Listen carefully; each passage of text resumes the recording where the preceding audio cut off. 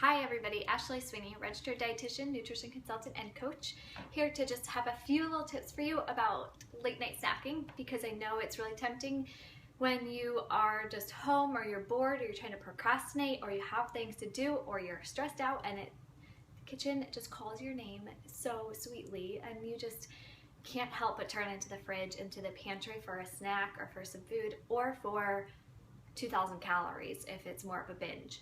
So I have 3 tips for you today for how to deal with late night snacking. Tip number 1, you need to think, are you really eating enough throughout the day? A lot of times what I hear from people is, I did so good today and then I lost it at night. I just lost all control. I ate a banana and then I had a salad and then I had an apple and then I had dinner, but then I was so hungry I just couldn't stop eating.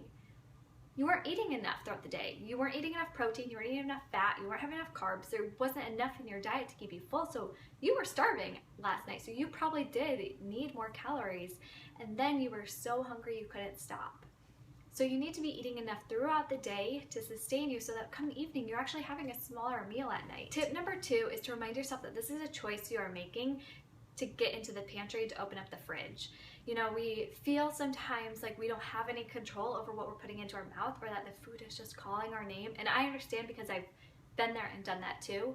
But once I started changing my mind and reminding my clients that you are making this choice to consciously consume 2,000 calories. You are consciously making the decision to put those chips and that ice cream into your mouth, and that is your choice. And so if you start thinking about your food and your nutrition as your personal choice, then you can feel a little more comfortable knowing that I'm doing what's best for me, or I know I made a choice that was not the best for me. And now I think when you keep reminding yourself that this is a choice, you boost your self-confidence and your empowerment in how you can handle your nutrition and how you can handle the foods that you're eating.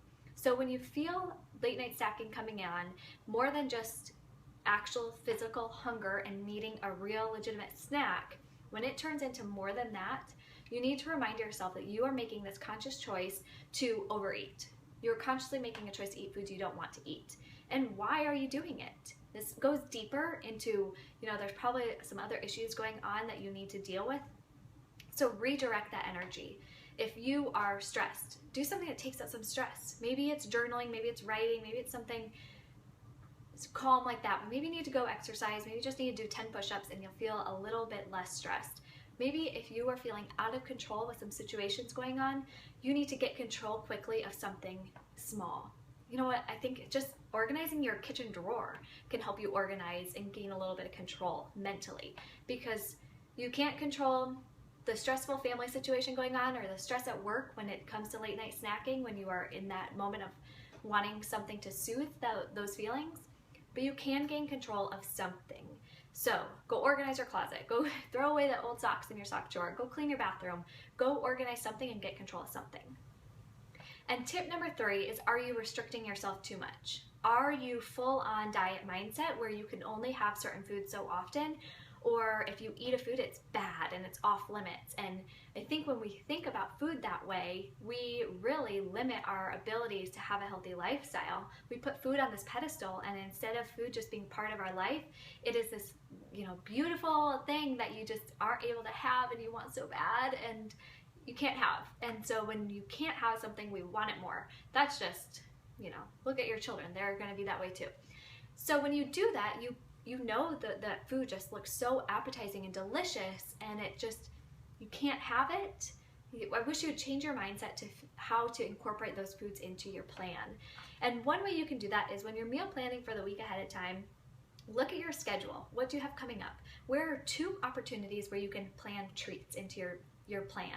Are you going out to dinner with friends? Are you going out to lunch with a friend? Are you going out to lunch with your kid? What are you doing this week that you can plan to have a treat? So during the summertime, I like to know that I'm going to go out and get ice cream with a friend on Thursday. That's going to be one of my treats. I'm going to look forward to that, and I'm going to enjoy it, and I'm going to get a real ice cream, savor it. I'm going to enjoy every bite, but then I go home. The food doesn't come with me, so it doesn't tempt me at home. Same thing if you're going out to eat on Friday night. If you want fries and a burger, have fries and a burger, and then leave there and it's done. But you had it and you look forward to it and you enjoyed it and you savored it because that was your treat. So instead of putting food on a pedestal, just plan these treats into your diet, into your lifestyle, and it makes it so that these foods that are so off limits are just normal. It's just regular. It just is what it is. And that will help leading to this calling that the kitchen or the pantry or the fridge has to you when you feel like late night snacking or turning to food when you don't really want it. So in my program, Reimagine Nutrition Success, we're going to go into a lot more tips, so you can check out more at reimaginediet.com.